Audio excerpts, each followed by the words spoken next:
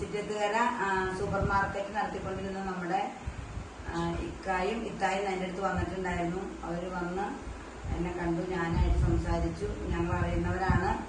അതുപോലെ തന്നെ എൻ്റെ അനിയത്തി സെലീനായും സിദ്ദീഖും അവരെ അറിയും. അവരുടെ വീടിൻ്റെ അടുത്താണ്. സിദ്ദീഖ് ശരിക്കും പരിചയമുള്ള ഇക്ക തന്നെയാണ്.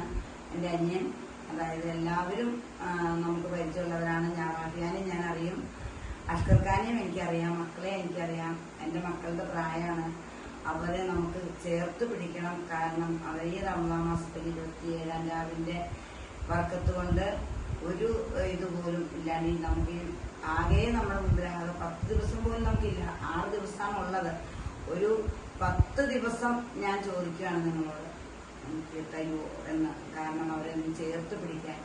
അവരുടെ ഒരു ബെഡ്ഷീറ്റിന് ഒരു കൂപ്പൺ സംഭാവനയായിട്ടുണ്ട്.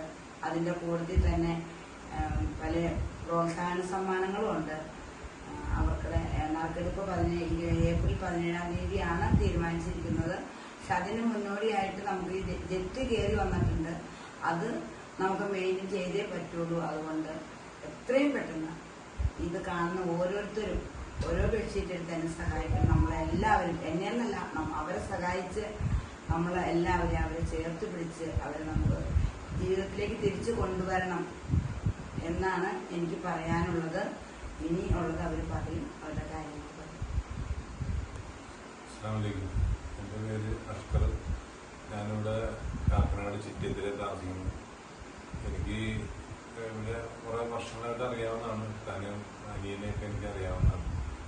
എന്ന് വെച്ചാൽ ഞാനിവിടെ ഒരു കാക്കനാട് നമ്മുടെ സീപോർട്ട് റോഡിലൊരു സൂപ്പർ മാർക്കറ്റ് ഒരു 4-5 വർഷമായിട്ട് നടത്തിക്കൊണ്ടിരിക്കുന്ന അറിയാം. അതിനകത്ത് നമ്മൾ കുറേ കോവിഡും കാര്യങ്ങളൊക്കെ വന്ന് ബിസിനസ് കുറേ ലോസിലായിപ്പോയി. ഇപ്പോൾ നമ്മൾ പല രീതിയിലും ഷോപ്പ് റിലീസ് ചെയ്യാനും വിൽക്കാനൊക്കെ നോക്കി നടന്നില്ല. അതിൻ്റെ പോലെ തന്നെ എനിക്കൊരു വീടുണ്ട് ചിറ്റത്തിലേക്ക്. അതൊരു 3 നില 5 അപ്പാർട്ട്മെന്റ് കൂടിയൊരു വീടാണ്. അപ്പോൾ അതും ഞാൻ ഒരുപാട് വിൽക്കാൻ ശ്രമിച്ചെങ്കിലും നമ്മളൊരു ന്യായമായി ഉദ്ദേശിക്കുന്ന ഒരു റേറ്റ് നമുക്ക് കിട്ടിയില്ല. പിന്നെ വീട് ജപ്തി ആയ സമയത്ത് നമുക്ക് ഇങ്ങനെ ഒരു തീരുമാനം എടുക്കേണ്ടി വന്നു. നമ്മളൊരിക്കലും ആഗ്രഹിച്ചൊരു തീരുമാനമല്ല ശരിക്കും. നിവൃത്തികൾ കൊണ്ട് നമ്മൾ ഇങ്ങനെ ചെയ്യേണ്ട ഒന്നാണ്. കാരണം നമ്മളെന്തായാലും വീട് ജപ്തി ചെയ്ത് ബാങ്കുകാർ കൊണ്ടുപോകും. കാനറ ബാങ്കാണ്. അപ്പോൾ അതിലും നല്ലത് നമുക്കൊരു ബിസിനസ്സുമായി ഒരു നറുക്കെടുപ്പിലൂടെ നമുക്കൊരു അർഹതപ്പെട്ട ഒരാൾക്കത് കിട്ടട്ടെ എന്ന് നമ്മൾ വിചാരിച്ചിട്ട് ആ ഒരു നെയ്യത്തോടുകൂടി നമ്മൾ ഇറങ്ങിയതാണ്. അപ്പം എനിക്ക് പറയാനുള്ളത്, നമുക്ക് ഇപ്പോൾ ജപ്തിയുടെ ദിവസം ഈ 24-ാം തീയതി ഒരു ചെറിയൊരു എമൗണ്ട്, അതൊരു 10 ലക്ഷം രൂപ അടച്ചു കഴിഞ്ഞാൽ നമുക്ക് 2 മാസം കൊണ്ട് എക്സ്റ്റെൻഡ് ചെയ്ത് തന്ന ബാങ്ക് പറഞ്ഞിട്ടുണ്ട്. അപ്പം അത് നമുക്ക് അടക്കാനായിട്ട് എല്ലാവരും കൂടി കുറച്ച് ബെഡ്ഷീറ്റ് എടുത്ത് നമ്മളൊന്ന് ഹെൽപ്പ് ചെയ്യണം. അപ്പം അത് നമ്മൾ അതിന് വേണ്ടിയുള്ള ഒരു ഓട്ടത്തിലാണ്. നിങ്ങളാൽ കഴിയാവുന്നവർ 1-2 ബെഡ്ഷീറ്റ് എടുക്കുക. നിങ്ങൾ ഞങ്ങളൊരു ഹെൽപ്പ് ചെയ്യുക. പിന്നെ നമ്മൾ ഉദ്ദേശിക്കുന്നത് ഇൻഷാ അല്ലാഹ് ഏപ്രിൽ 17-ാം തീയതിയാണ് നമ്മൾ ആഗ്രഹിച്ചൊരു ഡേറ്റ്. ആ ഡേറ്റിൽ എടുക്കണമെന്ന് തന്നെ നമ്മളിപ്പോഴും ആഗ്രഹിക്കുന്നത്. എല്ലാം പഠിച്ചവൻ്റെ കയ്യിലിരിക്കുന്ന കാര്യങ്ങളാണ്. കാരണം നമുക്കൊരു 50,000 ബെഡ്ഷീറ്റ് വിറ്റ് പോയാലാണ് നമുക്ക് നറുക്കെടുപ്പിലൂടെ നമുക്കിതൊരു ഏതെങ്കിലും ഒരാൾക്ക് അർഹതപ്പെട്ട ഒരാൾക്ക് കൊടുക്കാൻ പറ്റും.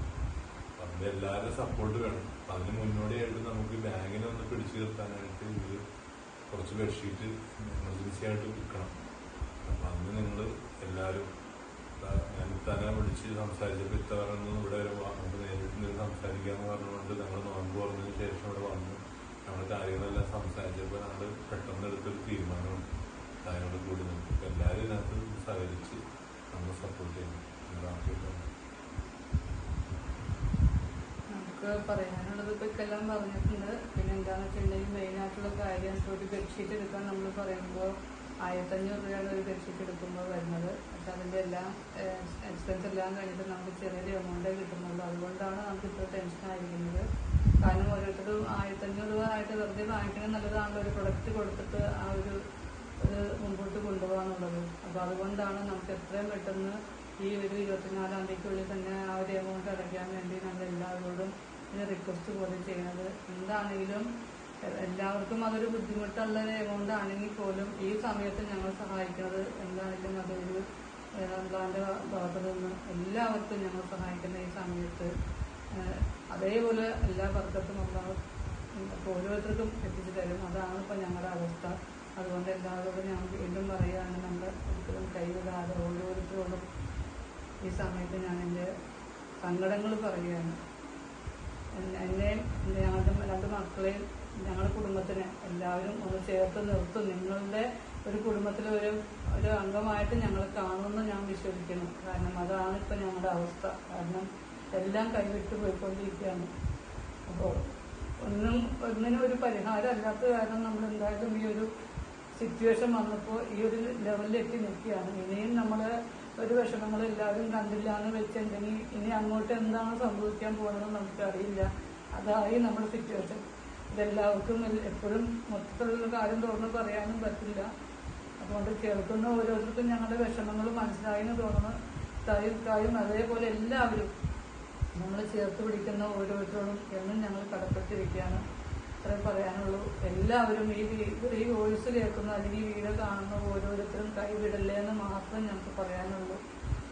ഈ ഒരു റമദാൻ മാസത്തിൻ്റെ ഈ 27-ാമിൻ്റെ ബർക്കത്ത് കൊണ്ട് റബ്ബേ ഞങ്ങളെല്ലാവരും കൈവിടില്ല എന്നുള്ളൊരു ഉറച്ച വിശ്വാസത്തോടുകൂടി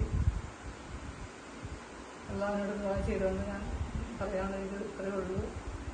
ഇസ്ലാം